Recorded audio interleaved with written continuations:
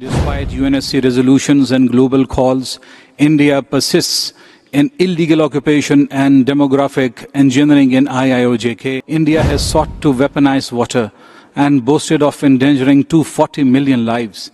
Lest we forget the carnage of Pahalgam, where Pakistan-sponsored terrorists turned a meadow of joy into a killing field in April this year. We need no lessons from a terror sponsor, no sermons from a persecutor of minorities, no advice from a state that has squandered its own credibility. All the more important for Switzerland to avoid wasting the Council's time with narratives that are blatantly false and do not do justice to the reality of India. Pakistan thanks the High Commissioner for the update. We acknowledge the efforts of the OHCHR for their continued spotlighting of global attention on the unspeakable tragedies being afflicted in OPT. However, we underscore that the situation is not limited to genocidal rhetoric or incitement to genocide. It is a genocide in every sense of the word. The decades-long atrocities against the Palestinian people must come to an end and a just two-state solution be realized. We also strongly condemn Israel's unlawful and heinous bombing in Qatar and express unwavering solidarity with the brotherly people of Qatar against this brazen act of aggression. Mr. President, illegal occupation and denial of self-determination breed relentless human rights violations. Despite UNSC resolutions and global calls, India persists in illegal occupation and demographic engineering in IIOJK. We urge OHCHR to issue a third report. Adding to its record of brazenly flouting international law, India has sought to weaponize water and boasted of endangering 240 million lives. Its hubris fuels recklessness, and its state-sponsored terrorism continues to threaten our people's rights.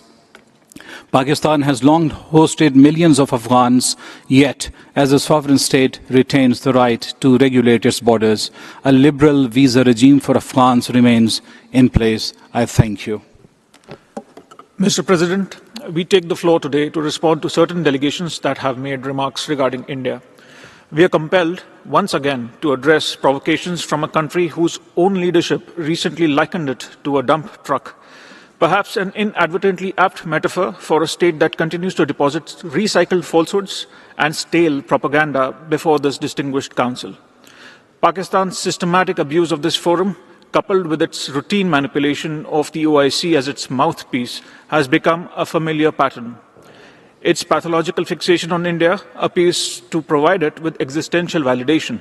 Yet, we must respond, lest we forget. Lest we forget the carnage of Pahalgam, where Pakistan-sponsored terrorists turned a meadow of joy into a killing field in April this year. Lest we forget 9/11, as the world marks its anniversary tomorrow, even as we witness today the hypocrisy of those who sheltered its mastermind and glorified him as a martyr. Lest we forget Pulwama, Uri, Pathankot, Mumbai. The list is endless, Mr. President. Yet Pakistan demonstrates the audacity to take the floor today, feigning moral outrage while continuing to finance and shelter the very networks that threaten global security. The international community recognizes this charade for what it is. The world will not forget. India will not forget. Our measured and proportionate response to the Pahalgam attack made that sufficiently clear. We need no lessons from a terror sponsor, no sermons from a persecutor of minorities, no advice from a state that has squandered its own credibility. Mr. President, India will continue to protect its citizens with unwavering resolve. We will defend our sovereignty without compromise. And we will continue to expose, time and again, the elaborate deception of a failed state whose survival depends upon trafficking in terror and tragedy. Mr. President, we would also like to respond to the surprising, shallow and ill-informed remarks made by Switzerland, a close friend and partner. As it holds the UNHRC presidency, it is all the more important for Switzerland to avoid wasting the Council's time with narratives that are blatantly false and do not do justice to the reality of India. Instead, it should focus on its own challenges, such as racism, systematic discrimination, and xenophobia. As the world's largest, most diverse, and vibrant democracy, with the civilizational embrace of pluralism, India remains ready to help Switzerland address these concerns. I thank you. Merci. Je donne la parole au distingué représentant. Thank you. I give the floor to the distinguished representative of Sudan. شكرا السيد الرئيس. Thank you. الرد على ما ورد. Thank you, Mr. President. Mr. President, we are deeply concerned by the grave challenges confronting human rights globally. India stands ready to work with all partners to address these. Terrorism remains a serious threat in this regard and must be countered decisively. Anchored in pluralism, inclusivity and democracy, India believes human rights are best advanced through dialogue, consultation and cooperation, supported by capacity building. Selectivity undermines trust, while genuine engagement fosters shared progress. India remains committed to safeguarding the rights and dignity of all our citizens.